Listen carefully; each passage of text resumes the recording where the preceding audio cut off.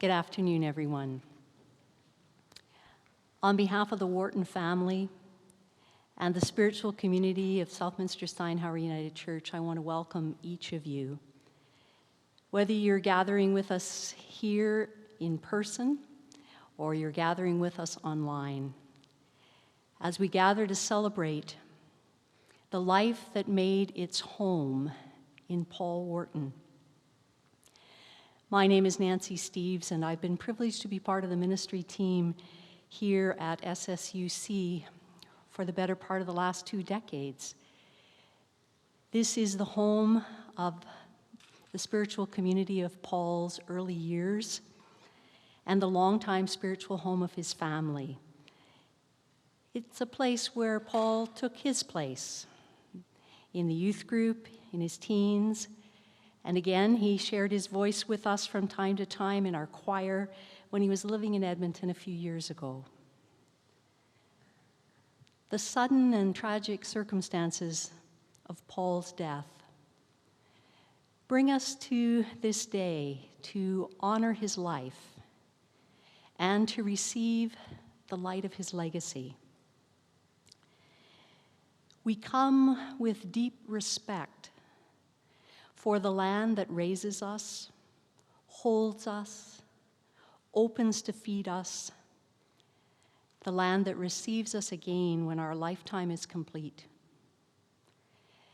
Whether you're here in South Edmonton with us on Treaty 6 territory, or you're joining wherever you find yourself online, I invite each of us to take a moment to acknowledge the storied land on which we find ourselves, to honor its first peoples, those first to learn the wisdom, the rhythms, the medicines, the teachings of the land we have come through generations of migration, all of us to call home. It's on this storied land that we gather to celebrate the sacredness of life. Sacred in the relationships and experiences that carry us from the miracle of our arrival to the mystery of our departure. And it's good to be together, to honor the mystery and miracle of being, to seek comfort in our memories, to express and share our gratitude for Paul's life, to reflect on the life we're living, how we're living, and to lean into the strength of who we are together, a community of comfort, a community of grief, a community of gratitude. We come to remember Paul and honor him, he who was a son and a brother, longtime partner, he who had been a very loyal friend, lifelong friend. Paul was a native Edmontonian whose love of travel took him all over the world and back. An educator, a graduate of the University of Alberta, a teacher with the hardest assignment of all teachers, working as a substitute teacher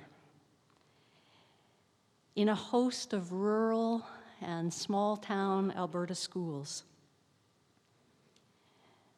We come to celebrate this one who was a lover of music, singing in a number of different choirs in his teen and young adult years, playing trumpet in school bands, later taking guitar lessons as an adult, an avid reader and history buff, a lifelong learner, a devoted consumer of daily Slurpees,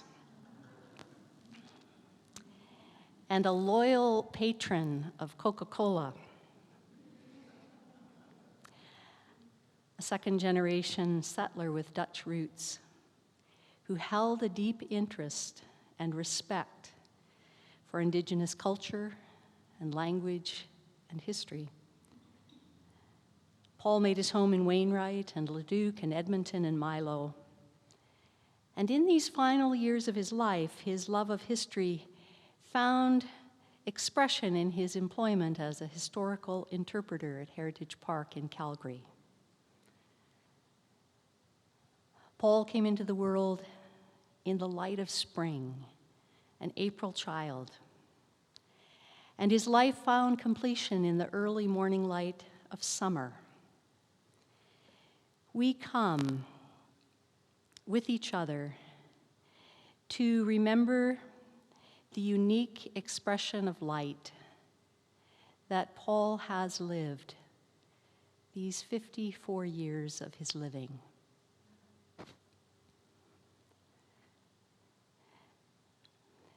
We light this candle as the symbol of his spirit, a unique spark of sacred energy. And though the wick of Paul's life was very short in comparison to many, the flame of his spirit has not been extinguished by his death. His light will burn in the memories you cherish of him and the love he placed in the world. There's a mystery that animates every living thing. All our names for this mystery are inadequate. Like a fire, life both consumes us and transforms us. As we celebrate the light that found its home in Paul, we center ourselves in this time and in this place.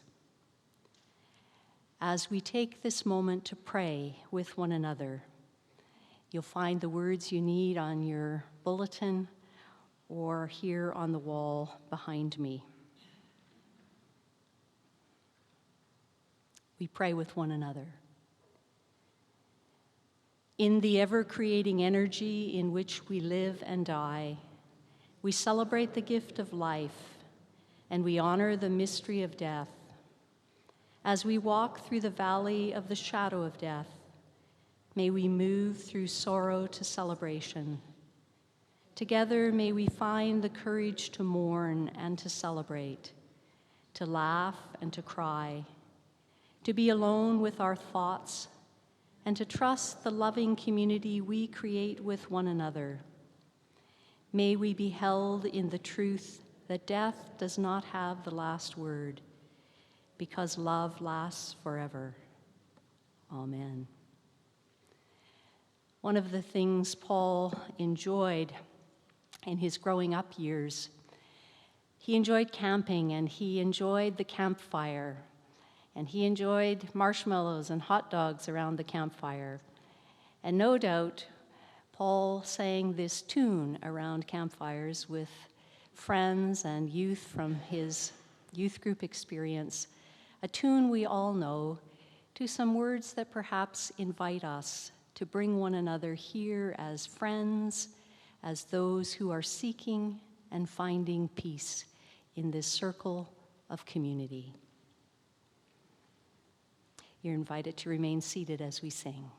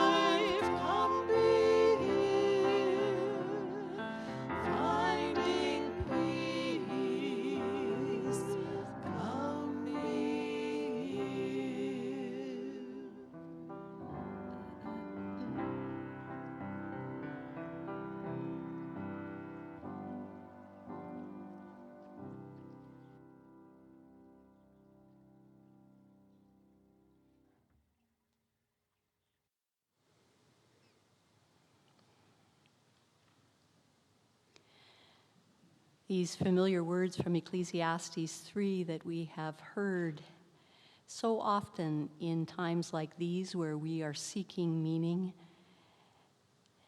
These words that come from a paraphrase adapted from my predecessor, Reverend Bob Hetherington,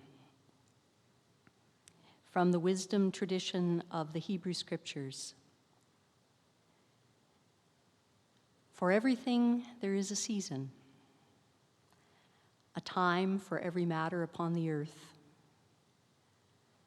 a time for birthing and a time for dying, a time for planting and a time for harvesting, a time for being hurt and a time for being healed, a time for weeping and a time for rejoicing, a time for mourning and a time for dancing, a time for scattering stones and a time for gathering them in, a time for embracing and a time for standing apart, a time for rending and a time for mending, a time for keeping silent and a time for speaking up, a time for loving and a time for letting go, a time for discord and a time for peace. What gain do we have from all our work? The best course is to seek happiness as long as there's life.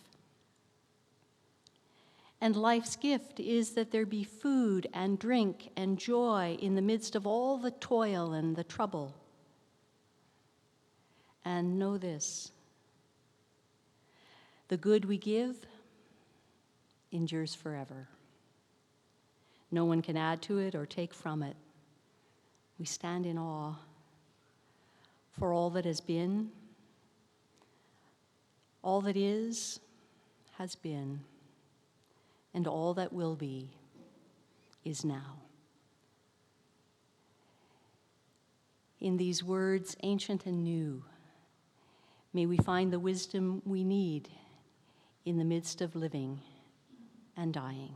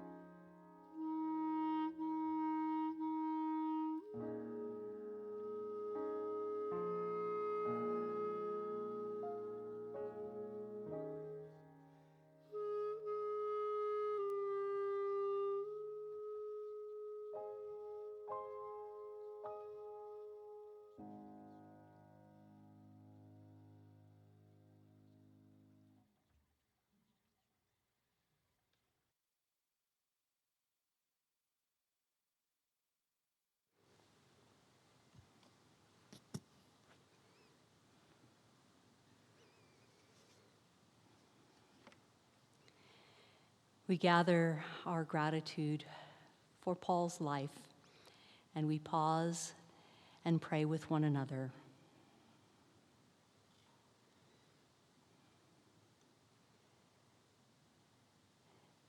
We pause in the presence of grief and in the midst of gratitude to honor the gift of time, to recognize the grace of life. We come to moments like this knowing how short a lifetime can feel and how long, old and deep our connection to life itself. In the tenderness of this time, we know ourselves to be part of something longer and deeper than the short chapters of a lifetime. We know the earth as our cradle, the stars and sky our blanket, the creatures of land and sea and air our siblings. We stand in awe of the odds we beat to simply be here, to have life, to have breath, and we acknowledge the sacredness of death. We remember Paul this day and the difference he sought to make as a teacher, the moral compass that guided him, and the kind heart that led him to do anything for anyone. We remember with gratitude his deep sense of honesty, his love of music, and the music he made with his trumpet, his guitar, and especially with his voice, his love of books, and his loyalty to his friends. We remember, too, his quest throughout his life for meaningful work and a sense of belonging. We celebrate his enjoyment of travel, of camping, of the natural world, of seeing new places, new things. His love of history and indigeneity, his passion for Indigenous studies and language and rights, his sense of humor, and all that made him unforgettable in the hearts of those who knew him. We approach his death knowing the preciousness of each day. And we come to this reflective time, renewing our commitment to live more fully and love more deeply. We bring our prayers as expressions of care for his family, for his parents, Mika and Malcolm, for his sister Anne, for longtime friends and new, for all who've been touched by his life and grieved by his death. We celebrate the miracle of love and that gives meaning to our lives. And may the hope we find here in this gathered community and in the faith we hold and the faith that holds us encourage us and support us in the work of our grief. And may this time we share with one another as friends and family bring us peace in this day and in the days to come. Amen.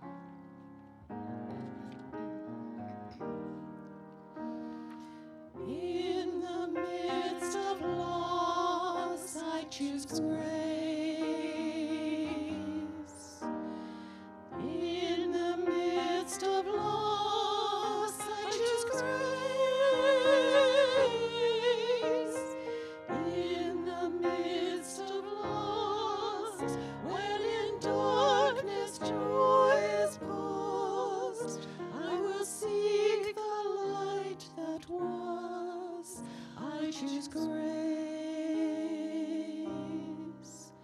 I choose grace.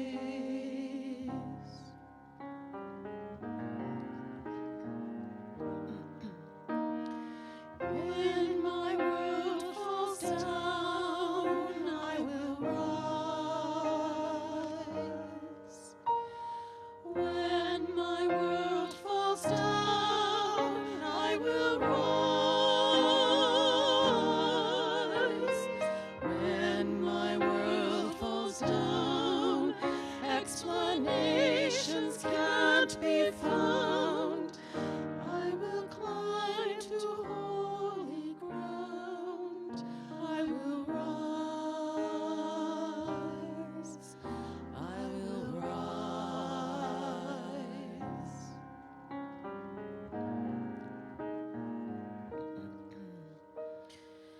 In the midst of pain, I choose love. In the midst of pain, I choose love. In the midst of pain, sorrow falling down like rain, I await the sun again. I choose love. I choose love.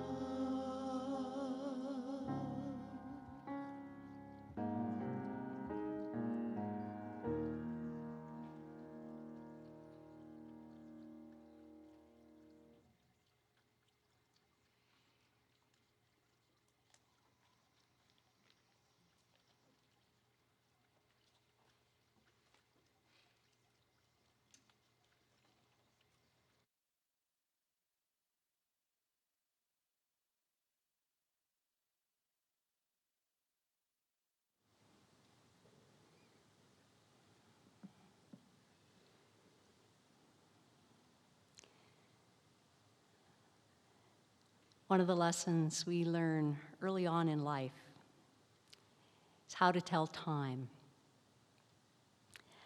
Although we teach it differently in this digital era than we did in the analog age, it's still a basic skill we try to transmit in early childhood. So whether it's the relationship between the little hand and the big hand on the face of a clock, or the digital display of numbers, it's how we learn to determine where we are in time. But telling time is a bit of a misnomer, isn't it? It's not that we can tell time anything. We think we make time, or we take time, that we take time out or we take time off. But the wise among us know we don't make or take time. We don't tell time. Time tells us. And that lesson likely takes a lifetime to learn. We have this kind of love-hate relationship with time. Time's either moving so fast we're wondering where it went, or time is so interminably long as though the hands on the clock will never move and it seems like morning will never come.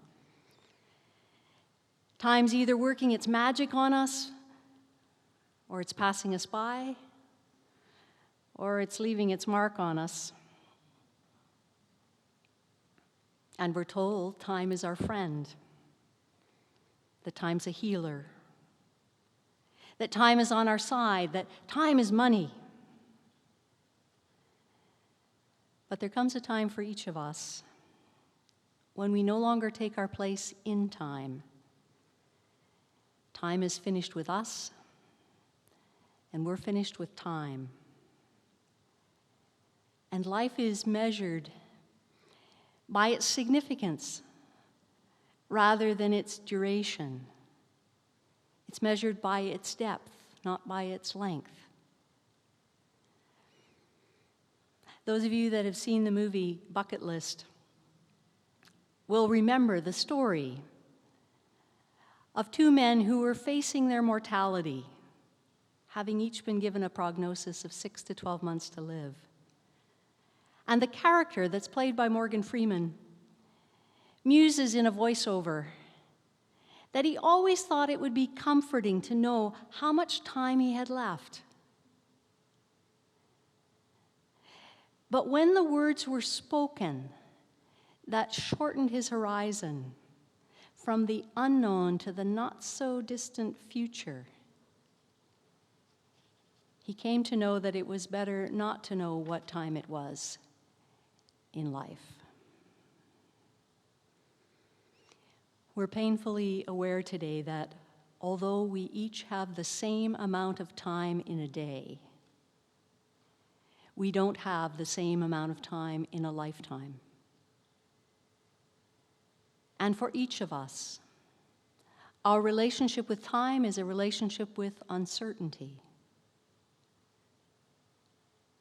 And perhaps there was some mercy for Paul in not knowing what time it was in his life as death came suddenly for him on an ordinary day, traveling through time on the road to work. Paul traveled through time as a lifelong learner and teacher, a reader, a lover of road trips and world travel. His passion for books surfaced really early. When he was very young, like so many mothers, his mom would steal a few moments away to have a shower. And Paul would occupy himself by pulling every book off the bookcase. Every day, every morning, he would empty the shelves of the bookcase. And when he learned to read, he loved to read the phone book. First person I've ever met besides myself who loved to read phone books. An interest that persisted well into his adult life as long as phone books were published. You would find one beside his bedside. And his appetite for travel also emerged early. He couldn't resist riding out of sight on his tricycle until his mother found a way to attach a tow chain to his trike so she could just let him travel to the end of her rope. His love of traveling began early in life, traveling to Europe with his parents and his sister, visiting family in Amsterdam and maternal grandparents in Switzerland. And perhaps it's because he didn't want to miss a moment of that travel, even as a very young child, when he was put down for a nap. His parents were startled when they heard his voice greeting them from a window ledge on the second floor, striking fear into his mother's heart. Paul clocked a lot of roads in his 54 years, traveling to Thailand and China with a choir in his university years, traveling in the UK numerous times with Ernie, as well as to France and Belgium and Luxembourg and Spain and Germany and the Canary Islands and Australia twice and Fiji, not to mention all the North American road trips Paul did with his family of origin and with Ernie. Shortly before COVID began, Paul was beginning to turn his passion for travel into a vocational path. He completed a diploma program from CDI College in tourism and travel, and he was hoping to find work as a travel agent. I want to share with you a piece of wisdom that Paul posted on his Facebook page. Perhaps it expresses the essence of what Paul internalized from his twin passions for reading and for travel. In 2019, he posted this quote from Miguel de Unánimo, a Spanish educator and philosopher and author. Fascism is cured by reading, and racism is cured by traveling.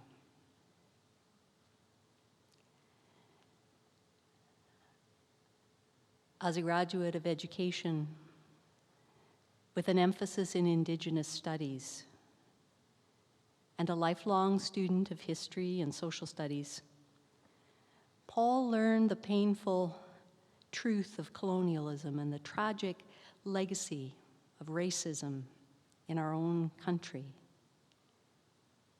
He felt the heartbreak of residential schools and of unmarked graves.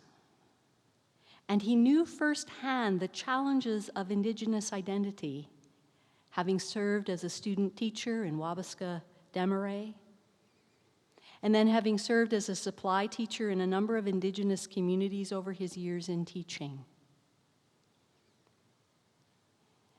While he traveled through many jobs over the years, from supply teacher to meat manager, from customer service in retail to banking to property inspection, his vocational road took him full circle from the interpretive work he did as a volunteer, as a young teen at Fort Edmonton, to the historical interpretive work he was doing at Heritage Park when time for work came to an end.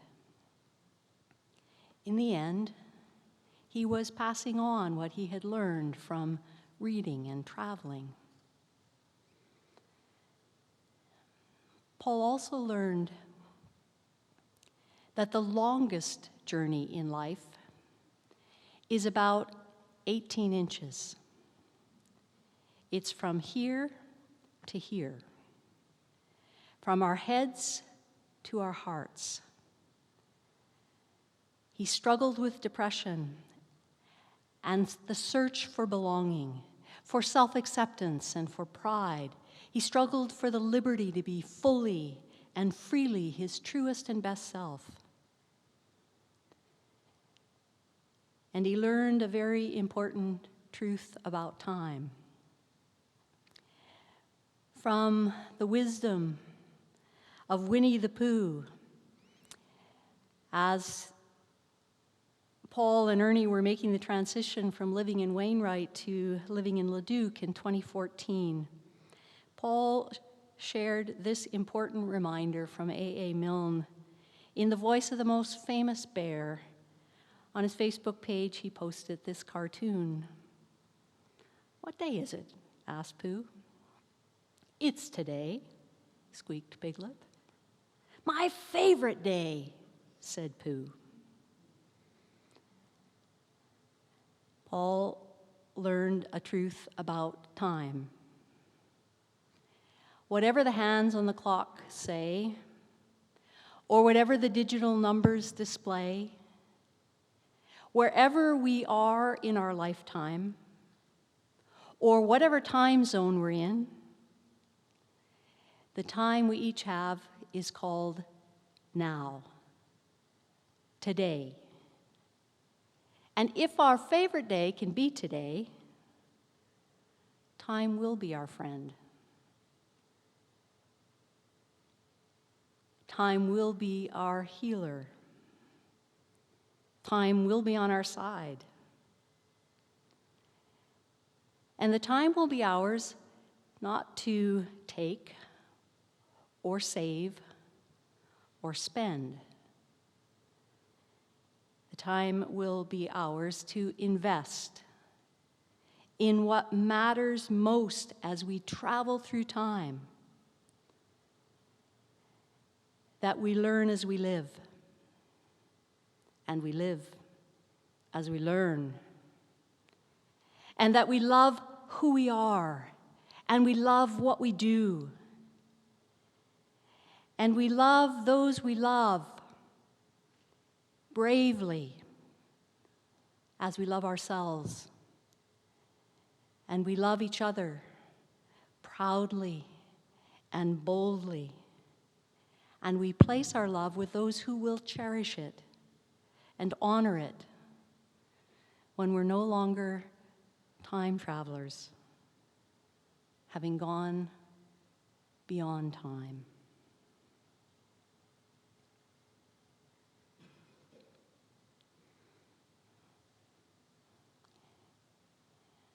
We're going to sing again with one another a song that reminds us that we are not only traveling through time, but we are traveling on a planet that turns on its own axis. We're traveling on a planet that travels around its nearest star. And we're traveling in a galaxy that is ever moving outward into ever widening circles as we travel in time and beyond time. I invite us to remain seated as we sing.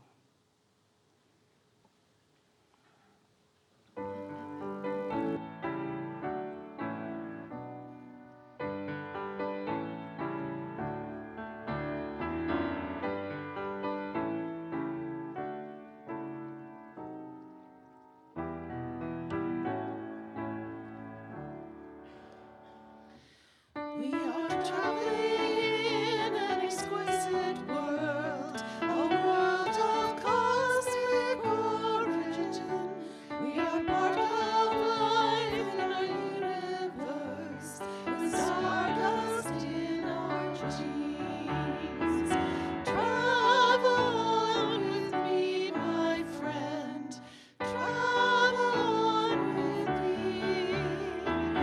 Growing in our consciousness,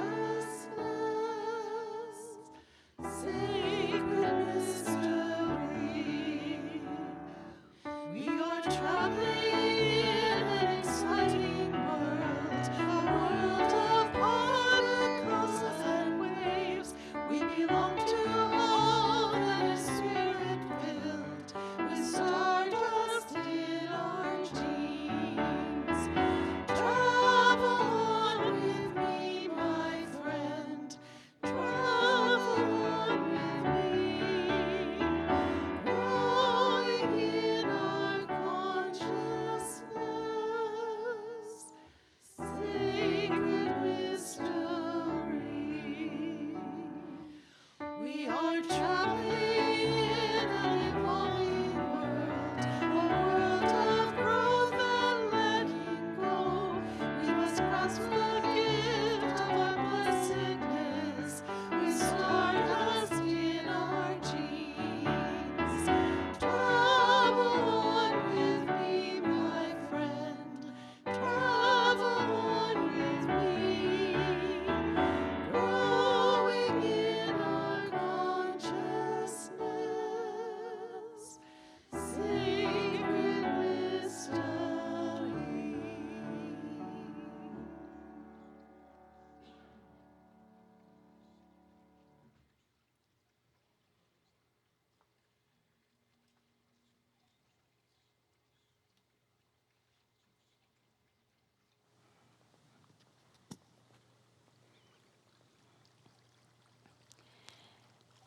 As we think of the circle of life, we take this opportunity to place a leaf with Paul's name on it on the circle of life tree behind me. These names identify those from this community who have gone before us, who are not forgotten by us, whose names are alive in this community and whose stories we will continue to share. We take a moment to mark the place of those whose cremains are interred in our memorial garden by placing their name on a leaf on this circle of life tree. As we place Paul's name here, and as he takes his place with those who have gone on beyond us, I invite us to remember all of these with whom Paul has a place. He has a place in this community and a place in our memory and a place in our hearts. And in the collective community of those who have died, I invite you to complete each phrase I offer with the words, "We will remember them." In the rising of the sun and in the going down of the same. In the gentle breezes of summer and in the fierce winds of winter. In the opening of buds and in the falling of leaves. When we're weary and in need of strength. When we have joys we yearn to share. For as long as we live, they will live too, for they are part of us.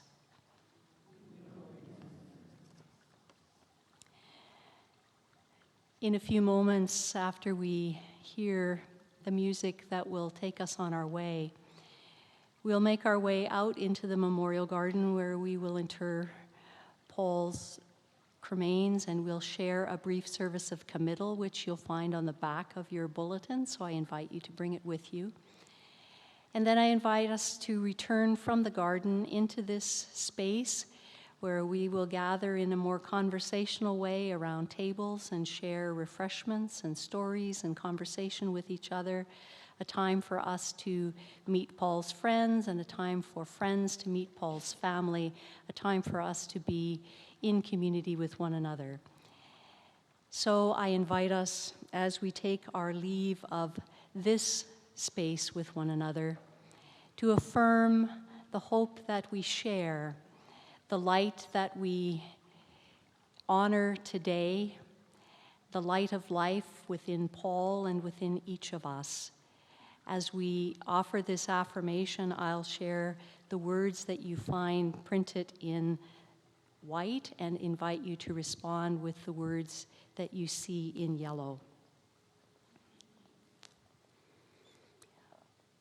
All our laughter, all our sadness. All our stories, all our memories. The one we remember, the ones we love.